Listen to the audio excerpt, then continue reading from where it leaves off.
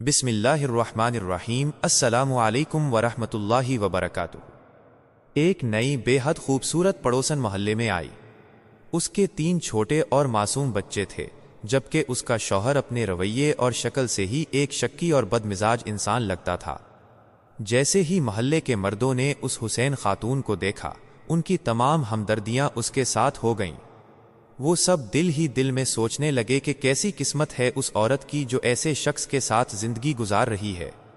خاتون نے وقت کے ساتھ ساتھ محلے کی خواتین سے تعلقات بنانا شروع کیے اور ان کے گھروں میں آنا جانا بھی شروع کر دیا۔ رانا صاحب اور مرزا صاحب کو ان کی بیگمات کے توسط سے یہ خبر ملی کہ نئی پڑوسن کا شوہر بہت غصے والا اور شکڑی ہے۔ اس خبر نے ان دونوں مرد حضرات کے دلوں میں ہمدردی کا ایک نیا طوفان برپا کر دیا۔ وہ ایک دوسرے کو آنکھوں ہی آنکھوں میں دیکھ کر مسکرائے اور دل ہی دل میں اللہ سے شکوہ کرنے لگے کہ یا اللہ، تو نے ایسی قیمتی چیزیں نا قدروں کو کیوں دے رکھی ہیں۔ ایک دن رانا صاحب سبزی کی دکان پر سبزی خرید رہے تھے کہ وہی خوبصورت پڑوسن وہاں پہنچ گئیں اور انہوں نے خود آگے بڑھ کر رانا صاحب کو سلام کیا۔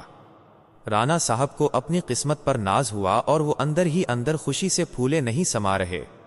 خاتون نے کہا، رانا صاحب، اگر آپ کو برا نہ لگے تو مجھے آپ سے ایک اہم مشورہ درکار ہے۔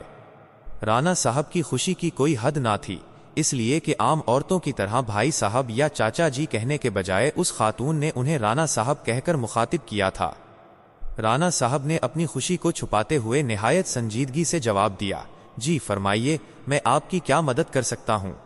خاتون نے اپنی مظلومیت کا اظہار کرتے ہوئے کہا، میرے شوہر کام کے سلسلے میں اکثر شہر سے باہر رہتے ہیں اور میں اتنی پڑھی لکھی نہیں ہوں۔ مجھے بچوں کے اسکول کے داخلے کے سلسلے میں آپ کی رہنمائی کی ضرورت ہے۔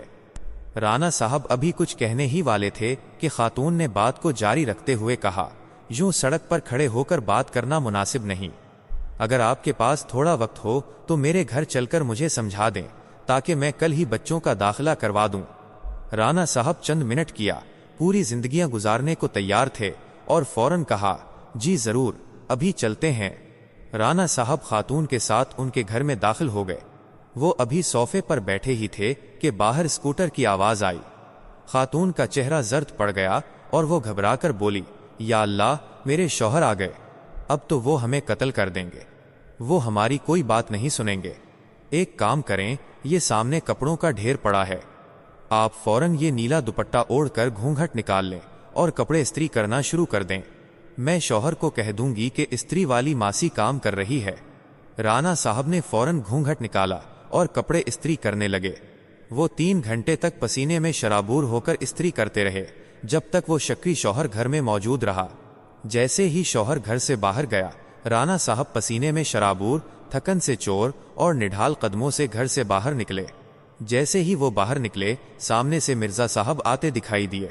مرزا صاحب نے پوچھا، بھائی کتنی دیر اندر رہے؟ رانا صاحب نے ہانپتے ہوئے جواب دیا، 3 گھنٹے سے استری کر رہا ہوں۔ مرزا صاحب نے حیرت سے دیکھتے ہوئے کہا، جس کپڑوں کے ڈھیر کو تم نے 3 گھنٹے استری کیا ہے، کل میں نے ہی 4 گھنٹے بیٹھ کر دھویا ہے۔ مرزا صاحب نے مسکراتے ہوئے پوچھا، کیا تمہیں بھی نیلا دوپٹہ اوڑھایا تھا؟ اگر آپ کو یہ واقعہ اچھا لگا ہو تو اسے لائک، شیئر اور چینل ضرور سبسکرائب کر دیں۔ شکریہ۔